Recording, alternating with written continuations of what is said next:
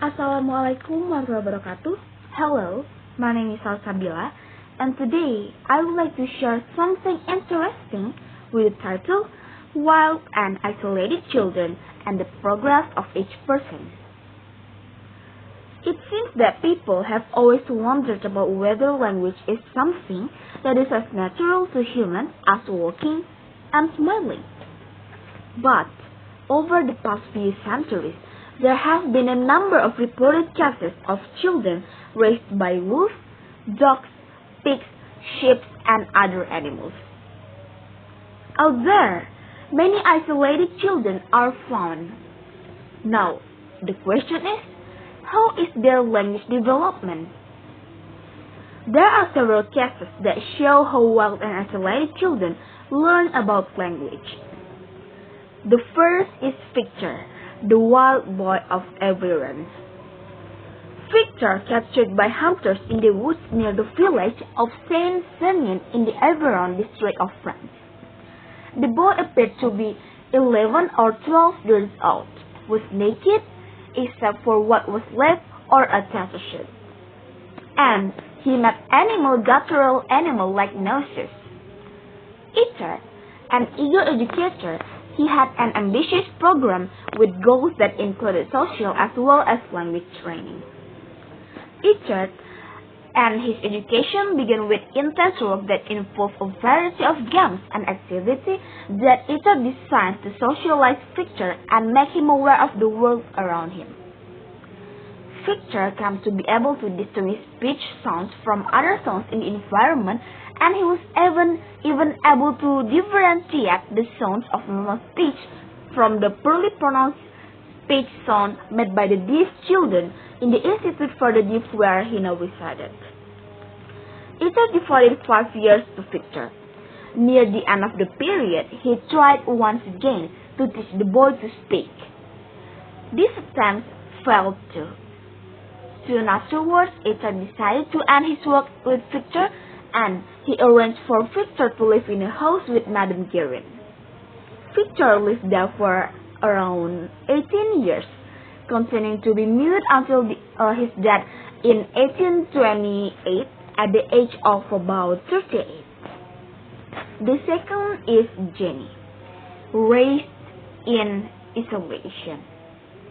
While the case of Victor may have been that of simple child abandonment, it is quite different from enforced seclusion, where children are isolated from even the outside environment and mistreated. One such well-documented case is that of a girl whom researchers call Jenny. She was 13 years old and had been locked in a small room in her house by her father for the preceding 12 years old. During the day, she had been kept naked except for a harness that held her to an infant's toilet seat. At night, she was put into a restraining sleeping bag and placed in a covered strip that was in a cage. She was fed but never spoken to. Her father beat her frequently with a wooden stick and growled at her like a dog while doing so. Based on the information later provided by her mother, the girl had started to begin to acquire language just prior to her confinement. When she was around 20 months of age, however, if Jenny had learned to comprehend some basic elements of speech, she would have likely lost them after 12 years of living in silence. Like Victor, during her first few weeks on freedom, Jenny was alert and curious. But unlike Victor, she displayed some abilities to understand and even imitate, although poorly, some individual words such as mother, rat, and bunny. However, except from such words, she had little if any comprehension of grammatical structure. And after just a few months of care, however, Jenny changed considerably. She grew, gained weight and strength, and was able to go on long walks. It was found that Jenny's ability to understand speech had improved quite rapidly. Although her progress in speech production was very slow and continued to be slow, Jenny, like Victor, was not able to acquire a normal level of language despite receiving a great amount of care, attention, instruction, and linguistic input. Jenny was finally placed in a home from retarded adults where she now lives in Reimer and death in 1993. This was the end of the scientific collection of data of Jenny's linguistic or other development. The third is Isabel. Mason, in 1942, reported a case that concerned child Isabel, who her confinement with a mute mother, did not begin to learn language until she gained her freedom at more than 6 years of age. Isabel's mother could neither talk, nor read, nor write, but communicated with her family by means of crude gesture of her own origination.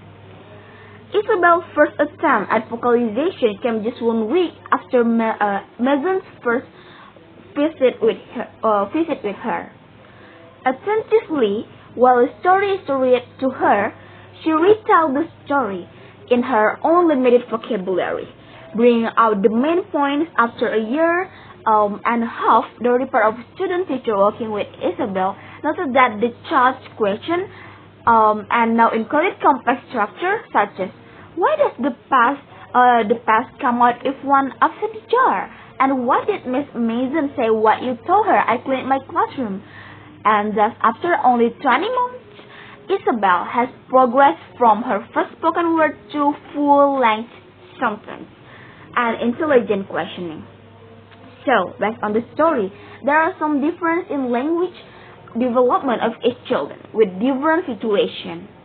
Victor, the wild boy, has no ability to speak because he was raised in the jungle by animals. So his first language or her communicate with his environment in the jungle is totally different with human world.